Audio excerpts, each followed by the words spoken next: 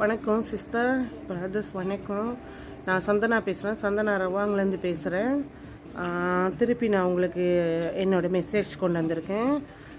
நான் cancer patient. நான் cancer ஃபைட்டர்னு சொல்லலாம். ஏன்னா நான் வந்து கேன்சர் சீக்கு வந்து ஒரு வருஷ காலமாக என்னால் ரொம்ப மோசமாக இருந்து நான் முடியாமல் இருந்தேன். பட் இப்போ நான் ஆக்டிவாக இருக்கேன்னா மூவ் பண்ண ஆரம்பிச்சிருக்கேன். ஏன்னா என்னோடய சப்ளிமெண்ட் இப்போ எனக்கு ஹெல்ப் பண்ணுது. என்னை நடக்க வச்சிருச்சு, என்னை ஆக்டிவாகவும் ஆக்கியிருக்கு. ஸோ நான் நல்லா இருக்கேன்னு சொன்னால் அது வந்து பி இன்டர்நேஷ்னலுக்கு நான் நன்றி சொல்லணும். அந்த சப்ளிமெண்ட் தான் இப்போ எனக்கு உதவி செஞ்சுருக்குது, என்னை நடக்க வச்சுருக்குது. நான் சொந்தமாக நடக்க முடியுதுன்னா இது பி இன்டர்நேஷ்னல் ப்ராடக்ட் தான் காரணம். பட் அது வந்து கெமிக்கல் இல்லை, அப்புறம் சைட் எஃபெக்ட் இல்லை. நம்மளோட நார்மல் சாப்பாடு சப்ளிமெண்ட்னா நார்மல் சாப்பாடுன்னு சொல்லுவாங்க. வெஜிடேரியன் இது சைவம் இருக்குல்ல, வெஜிடபிளு, அப்புறம் அந்த நம்மளோட ஸ்பைசி ஜாமா, பழங்க நிறைய பழங்க, இந்த மாதிரி அந்த பூக்கள் இதில் செய்யப்பட்டது. ஸோ அதனால் நம்மளோட அன்றாட சாப்பாடு, அதனால தான் அது வந்து நம்மளுக்கு எந்த ஒரு ப்ராப்ளமும் இல்லை, நல்லா ஆகுது. அதுக்கு காரணம் தான் நான் இன்றைக்கி நல்லா இருக்கேன்னா அதுதான் காரணம்.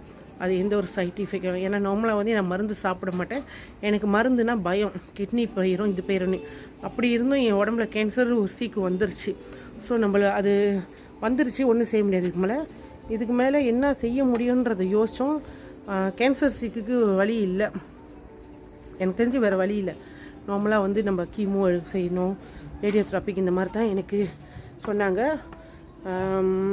ஸோ நான் பார்த்தேன், அதெல்லாம் வந்து என்னை ஹெல்ப் பண்ணாது, எனக்கு சரி வராது. ஏன்னா ரொம்ப மோசமாக இருந்தேன். ஸோ நான் என்ன செஞ்சேன், இப்போ இந்த ப்ராடக்டை கன்சியூம் பண்ணேன். இந்த ப்ராடக்ட் கன்சியூம் பண்ணி இப்போ நல்லா இருக்கிறேன். பட் அதே மாதிரி நிறைய பிரச்சனைகள் இருக்கீங்க.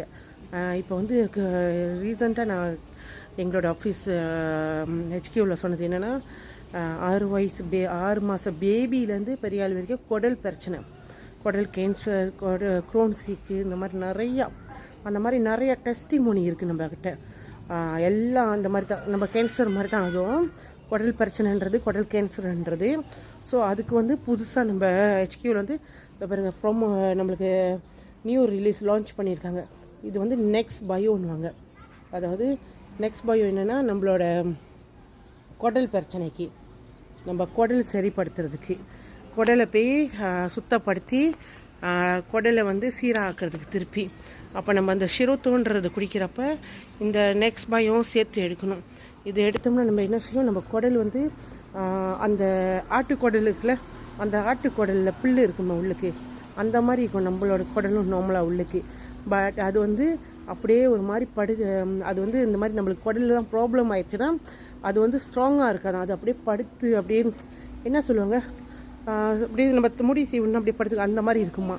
எப்போ நம்ம வந்து அது நம்ம குடல் சரியாக நல்லா இருக்கா, ஆக்டிவாக இருக்கா, ப்ராப்ளம்னா அப்போ தான் அது வந்து நேராக அந்த புல் மாதிரி இருக்குமா. ஸோ இப்போ நம்ம குடல் வந்து அந்த உள்ளுக்கு அழுக்கு பிடிச்சி பாஸான மாதிரி எல்லாம் பிடிச்சி அந்த குடல் ரொம்ப மோசமாக ஆகிட்டா தான் நம்மளுக்கு இந்த ப்ராப்ளம். அதாவது சின்ன ஓட்டைங்கெல்லாம் விழுவுமா. அதெல்லாம் விழுந்தால் இந்த டாக்ஸின் இதெல்லாம் வெளியாகிறது. இந்த மாதிரி ப்ராப்ளம் வந்தால் தான் நம்மளுக்கு வந்து நார்மலாக வந்து இந்த பிரச்சனை, குடல் பிரச்சனை வருமா. ஸோ இதை பற்றி நம்ம இன்னும் வருமா தெரியணும்னா நீங்கள் எனக்கு வாட்ஸ்அப் பண்ணுங்கள், புலனம் பண்ணுங்கள். சந்தனா பேசுகிறேன் ரவாங்கிலேருந்து. கோசம் 629 கோசம் 818. திருப்பி எல்லாத்துக்கிட்டையும் சொல்லிக்கிறேன், இந்த வீடியோவை தயவு செஞ்சு எல்லோரும் ஷேர் பண்ணுங்கள். நிறையா சீக்காளிகள் போய் சேரட்டும் இந்த மெசேஜு. ஏன்னா நம்ம மாதிரி கஷ்டப்படுறவங்க நிறையா பேர் இருக்காங்க. வேறு வழியே இல்லையா அப்படின்றவங்களுக்குலாம் இது ஒரு வழியாக இருக்கும். நம்ம ட்ரை பண்ணி பார்க்கணும். ட்ரை பண்ணி பார்த்தா தான் நம்மளுக்கு தெரியும். ஸோ அதனால் நீங்களாம் உதவி செய்யணும், நிறையா ஷேர் பண்ணுங்கள். என்னோடய வேண்டுகோள் இது தான். எல்லாருக்கும் எப்போதுமே ஆரோக்கியமாக, நோய் நொடி இல்லாமல் நிம்மதியாக சந்தோஷமாக இருக்கணும் கடவுளை பிரார்த்திக்கிறேன். நன்றி, வணக்கம்.